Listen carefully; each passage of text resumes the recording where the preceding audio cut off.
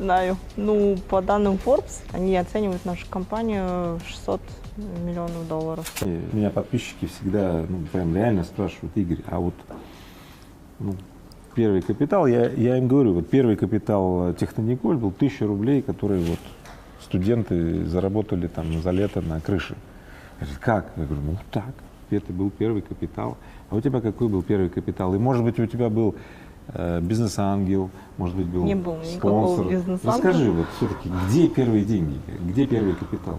Просто обыкновенные деньги, как вот зарплата типа. Ну, вот, я что, не помню вот прям сейчас, вот шаг по какой шаг? там был курс доллара, но помню, что за 700 долларов мы сделали магазин, включая сайт и бэк-офис. Вот, и, по-моему, по 2000 рублей мы платили в неделю за рекламу. И все, и у нас пошли заказы. Ну, считаю, что капитал это был труд и семья, поддержка. Так органично получается. То есть ты MBA не кончала, я правильно понимаю? Ты педагог.